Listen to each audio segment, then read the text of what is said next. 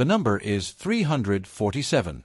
You have looked at it so many times you have stopped seeing it. 347 days since she left. 347 mornings waking up to the sound of silence where her breathing used to be. What the ledger does not record is this: the first thing you did was nothing. You sat on the edge of the bed for 20 minutes. You did not cry.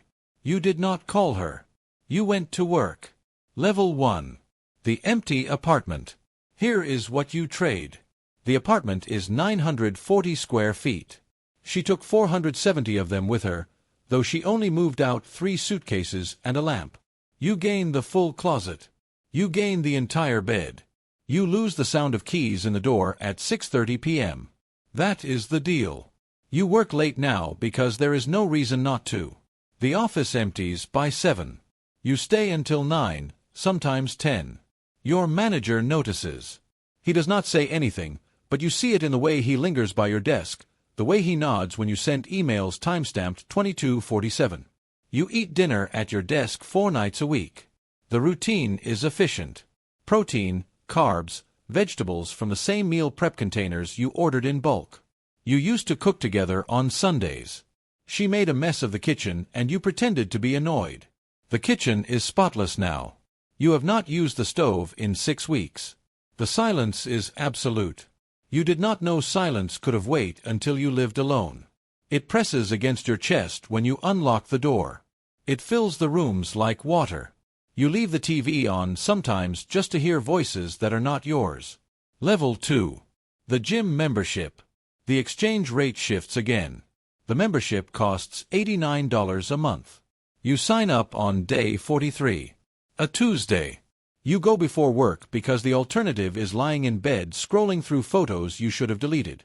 You gain 15 pounds of muscle in 4 months. You lose the softness she used to trace with her fingertips when you were both half asleep.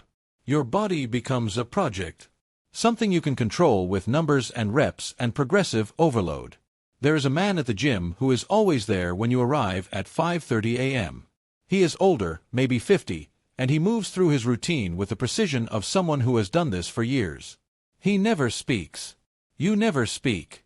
But you watch the way he grips the bar, the way he breathes between sets. You adjust your form to match his. The soreness becomes familiar.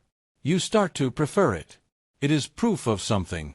Evidence that you are not the same person who sat on the edge of the bed doing nothing. Level 3. The promotion. Here is what you trade. Your salary increases by $14,000. The offer comes on a Friday afternoon. Your manager takes you into the conference room with the good chairs and tells you that your dedication has not gone unnoticed. You gain the title. You gain the office with the door. You lose Sundays. That is the deal. The new role requires weekend work.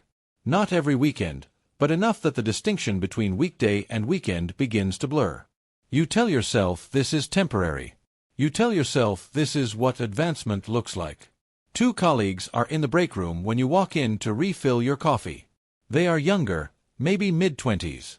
One of them is talking about a newsletter they subscribe to, something about career development and intentional growth. The other one mentions they have started documenting their progress, posting updates somewhere online. You do not ask where. You pour your coffee and leave. But you file it away. You work through Thanksgiving. Your mother calls and you tell her you will make it up to her at Christmas. You do not make it to Christmas either. The ledger adds another line. Level 4. The apartment upgrade. The exchange rate shifts again. The new place costs $2,400 a month. It has floor-to-ceiling windows and a view of the city you used to talk about affording together. You gain 1,200 square feet. You gain a second bedroom you convert into a home office. You lose the last physical space that remembers her. You buy new furniture. Minimalist. Expensive. Everything matches. The aesthetic is cold and clean and looks like the apartments in magazines. You post a photo of the living room on your private account, the one she does not follow anymore, and people you have not spoken to in years leave comments. Living your best life goals.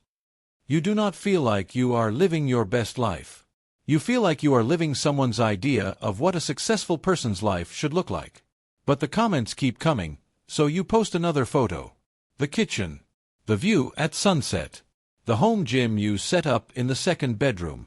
Your younger cousin messages you. He is 22 and just graduated. He asks how you did it. How you got from where he is to where you are. You type out a long response about discipline and sacrifice and delayed gratification. You delete it. You write, just kept showing up. You send it and feel like a liar. Level 5. The influencer offer. Here is what you trade. The DM arrives on a Wednesday. A brand wants to send you their product. Fitness supplements. You have 8,000 followers now, though you are not sure when that happened. You gain $500 for a single post. You lose the privacy of your grief. You take the deal. The product arrives in a box covered in logos. You stage the photo in your kitchen, the one with the marble countertop and the espresso machine you use twice a week. The lighting takes 40 minutes to get right. You write a caption about discipline and consistency. You do not mention that you started going to the gym because you could not stand being alone with your thoughts. The post performs well. More offers come. Clothing brands. Meal services. A company that makes planners for high performers. You gain a second income stream. You lose the ability to post anything without calculating its engagement potential. Your feed becomes a highlight reel. Morning routines. Workout splits. Productivity hacks. The algorithm rewards aspiration. It rewards the appearance of someone who has figured it out. You are careful never to show the moments between the posts. The nights you lie awake. In the mornings you still reach for the other side of the bed. Level 6. The viral video. The exchange rate shifts again. The video is 30 seconds long. You are not sure why this one breaks through. Maybe it is the lighting. Maybe it is the caption about transformation. You gain 47,000 followers in a week. You lose the last remnant of anonymity. People you went to high school with send you messages. Congratulations. So proud of you. You are an inspiration. They do not know that inspiration is just another word for performing competence while hollow. They do not know that you film each video 12 times before you get one that looks effortless. Your ex does not message you, but you know she sees it. A mutual friend mentions your name in a group chat. Someone sends a screenshot. She asks if you are okay. The mutual friend says you seem great. That is the word. Great. You wonder what great means. Whether it includes the fact that you have not had a conversation longer than 10 minutes in 3 months. Whether it includes the DMs from strangers asking for advice on relationships, fitness, career moves, things you have no authority to speak on. You respond to some of them anyway. They thank you. They call you a mentor. Level 7. The sponsorship contract. Here is what you trade. The contract is for $40,000 over 12 months. The company sells productivity software. You gain financial security. You gain the title of brand partner. You lose the ability to disappear. The terms are specific. Minimum 8 posts per month. Quarterly video features. Attendance at one industry event. You hire someone to manage your content calendar because you cannot keep track anymore. The person is 24 and calls you a personal brand. You do not correct them. The event is in a hotel ballroom with 200 other people who have turned their lives into content. Everyone is performing. Everyone is networking. You shake hands and exchange Instagrams and talk about engagement rates like they are vital signs. A woman with 600,000 followers tells you that you have good energy. You thank her. You do not feel like you have any energy at all. Someone asks you what your niche is. You say lifestyle and self-improvement. They nod. They tell you that it is smart, that it is evergreen. You think about the fact that your lifestyle is a construction. That the self you are improving is one you invented 6 months ago to fill the space she left behind. Level 8.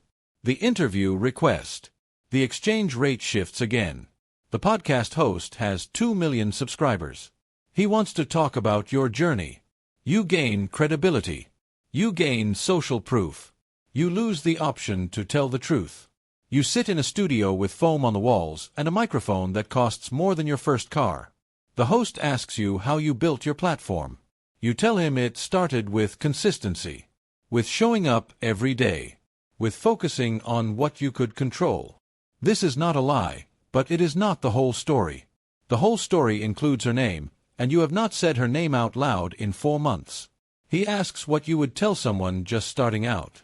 You think about the withheld section of the record, the part you do not share, what you wish someone had told you before you turned your life into a performance. You almost say it. Then you give the expected answer instead. Start before you are ready.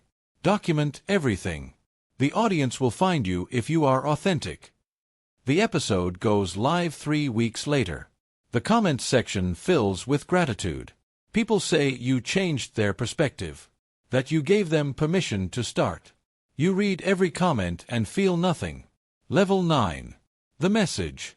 Here is what you trade. She sends it on a Sunday. You are at a coffee shop staging a photo when the notification appears. Just your name. That is all it says. You gain the closure you thought you wanted. You lose the version of her you had built in her absence. She says she saw the interview. She says you seem happy. She says she is happy for you. There is no hostility in the message. No longing. Just the flat neutrality of someone who used to know you and does not anymore. You type 17 different responses. You delete all of them. What do you say to someone who watched you build a new life in the ruins of the one you shared? What do you say to someone who is holding the reason you started running in the first place? You settle on, "Thank you. I hope you are well." She does not respond. You do not expect her to. You sit in the coffee shop with your untouched latte and your phone, and the particular loneliness of being seen by thousands of people who do not know you at all. Level 10. The ledger closes. Then opens again. The number is 347. It has been that many days, and you have built something in that time. The following. A brand.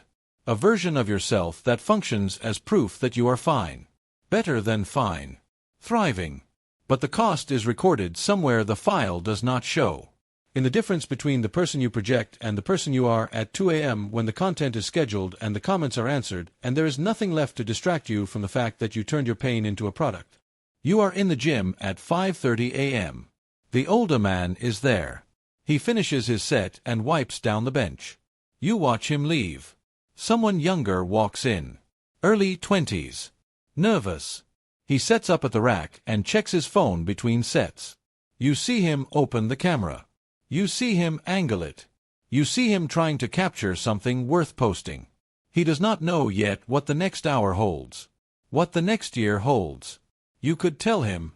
You could say that the performance becomes a prison, that the validation never fills the shape of what you lost, that the ledger never closes, it just recalculates. But you do not say anything. You finish your set. You wipe down the bench. You leave. The number is 347. Someone else is counting now.